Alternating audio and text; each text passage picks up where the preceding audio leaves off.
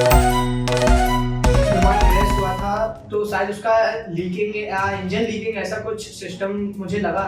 लेकिन एचएएल पे सवाल करने की इतना अपन को ज़रूरत नहीं है, क्योंकि एचएएल एक बहुत बड़ा एक मतलब मैन्युफैक्चरिंग साइट है और एचएएल ने हमारे देश के लिए कई सारे विमान उत्पन्न किए हैं और कई सारी मिशनों में भी उसने हमारा सहयोग किया है। और एक तरीके से वो इंजन का फेलियर है तो इसमें हमें एचएएल पे सवाल नहीं खड़े करने चाहिए। वो अच्छे अचानक कोई हमला होता है या अचानक कोई हादसा हो जाता है तो उस पे पूरा एक ज़िम्मेदार नहीं हो सकता है। तो एचएएल ने वैसे भी हमारे तेजस और स्पेस मिशंस में भी कई सारे सहयोग दिए हैं और तेजस को उसने खुद ही डिज़ाइन किया है। इतना मतलब पावरफुल वो विमान है, तो एक गलती की वजह से हमें उस पे सवाल नहीं करने चाहिए वैसे तो। जी। नो फिगर के कार्यक्रम हम क्यों ना पूछे में आपका स्वागत है। आज हम ऐसे शख्सियत से मिलाने जा रहे हैं जो टीकमगढ़ जिले के युवा वैज्ञानिक और मिसाइल मैन के नाम से जाने जाते हैं। तो प्रखर विश्वकर्मा जी, तो आइए उनके सफर के बारे में विस्तार से जानते हैं। तो बताइए प्रखर जी, आप इसके बारे में क्या कहना चाहेंगे? तो मैं हूँ प्रखर विश्वकर्मा और मैं टीकमगढ़ जिले से हूँ और पलेरा तहसील में मतलब मैंने पढ़ाई किया है और हाई स्कूल और high secondary government model school Palera से पूरी की। इसके बाद अभी वर्तमान में मैं बीटेक मैकेनिकल इंजीनियरिंग से पढ़ाई कर रहा हूँ Bansal institute of science and technology Bhopal में। और बस पढ़ाई और प्रोजेक्ट पे ही अभी ज़्यादा फोकस मेरा चल रहा है। आपने कब से इस क्षेत्र में अपनी शुरुआत की? ये शुरुआत मैंने जब मैं सेकंड क्लास से था तो तब मेरी स्पेस और एस्ट्रोनॉमी ये सब्जेक्ट में बहुत रुचि थी। तो तब से मैंने ही इसके बारे में अच्छे से पढ़ाई की और जाना और रिसर्च वगैरह में अपना ध्यान लगाया। तो इसके बाद मैंने फिर कुछ प्रोजेक्ट सोचे, उसके बाद आज मैं उस प्रोजेक्ट पे काम कर रहा हूँ और उनको डेवलप करने की कोशिश कर रहा हूँ जिससे ये अच्छा क्षेत्र में अपना योगदान दे सके। जी। तो आप अभी कौन से प्रोजेक्ट पर काम कर रहे हैं?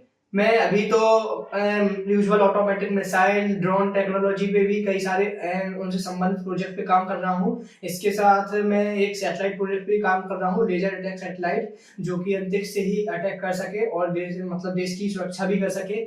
और मिसाइल का जो प्रोजेक्ट है वो यूजुअल मिसाइल है कि अभी जैसे मिसाइल जो होती हैं वो एक ही बार में एक टारगेट फिक्स करके वहीं पे ध्वस्त हो जाती है।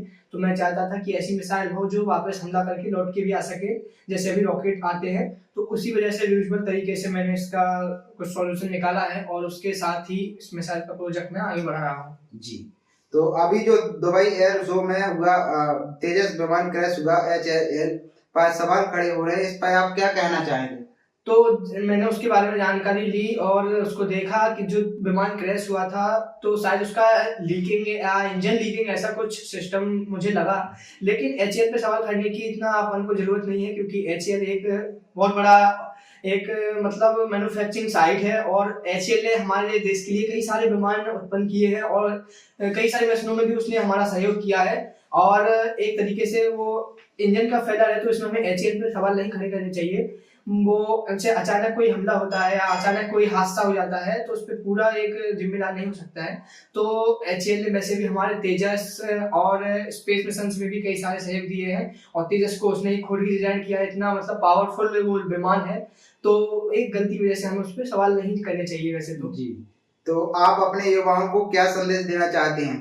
मैं अपने युवाओं को यही संदेश देना चाहता हूँ कि जो जिस क्षेत्र में पारंगत है उस क्षेत्र को आगे बढ़ाए और उस क्षेत्र में अपने देश का नाम, सबका नाम गौरवान्वित करे और अपने जो कंट्री के लिए जो भी जितना कर सकता है उतना करने की कोशिश करे। और यही मैं सब युवाओं को संदेश देना चाहूँगा। युवाओं को अपने लक्ष्य प्राप्त करने के लिए क्या युवाओं को अपने लक्ष्य प्राप्त करने के लिए यही है कि अपना जो जिस क्षेत्र में रुचि रखता है उस क्षेत्र को अच्छे से जाने, उसमें अनुसंधान करे और उसको अच्छे से बेहतर तरीके से उसको आगे ले जाने का प्रयास करे। और जैसे जैसे मेन चीज़ तो होती है पढ़ाई, तो उस पे फोकस करके जो जिस क्षेत्र को पाना चाहता है उस क्षेत्र में मेहनत करे। अभी आपको कहाँ-कहाँ से ऑफर आए हैं? अभी और जैसे मैं जर्मनी से भी लेटर आया था लेकिन नहीं आ पाया कुछ कारणवश, तो जर्मनी का तो 2 बार मेरे से छूट गया है। और इसके साथ ही मैं इसरो में अभी दे ही रहा हूँ स्पेस ट्यूटर के तौर पे सेवाएं और बच्चों को मतलब स्पेस के क्षेत्र में पारंगत कर रहा हूँ और नासा से भी जुड़ा हुआ हूँ, डीआरडीओ से भी मतलब प्रोजेक्ट कर ही रहा हूँ। तो सब जगह से भी चल ही रहा है अपना प्रोजेक्ट। तो आप अपने करियर के बारे में आगे की बताएं? मैं अपने इस करियर में यही है कि अंतरिक्ष क्षेत्र में अपने करियर को आगे बढ़ाना चाहता हूँ। एक अच्छा सफल वैज्ञानिक बनूँ और अच्छे मैं तरीके से रिसर्च करूँ और देश को नए-नए उपकरण, सेवाएँ दूँ जिससे कि देश का नाम भी गौरवान्वित हो और देश आगे लक्ष्य को अपना प्राप्त कर सके, एक विकसित भारत बन सके। जी। और आपने एक मिसाइल भी बनाई थी, उसका क्या? हाँ, वो मिसाइल का प्रोजेक्ट चल ही रहा है, और मिसाइल का जो इंजन है उसकी टेस्टिंग मैंने की थी, तो इंजन तो सफल है। बाकी मैंने लेटर लिखे हैं सरकार को और रक्षा अनुसंधान संगठन को, जिससे कि वो जो मिसाइल की फर्स्ट जो मॉडल है उसका उसकी टेस्टिंग हो सके और पता चल सके कि आखिर ये कैसे काम कर रही है और उसकी वर्किंग एबिलिटी पता चल सके। इसके लिए मैं उसकी लगातार प्रयास कर रहा हूँ। तो नो फिकर के कार्यक्रम हम क्यों ना पूछे में आज हमारे खास शख्सियत से बातचीत की और उन्होंने विभिन्न मुद्दों पर अपनी बात की और उन्होंने बताया कि किस प्रकार से हम इसरो और नासा से संपर्क में हैं और उनके लिए निरंतर वे कार्य कर रहे हैं।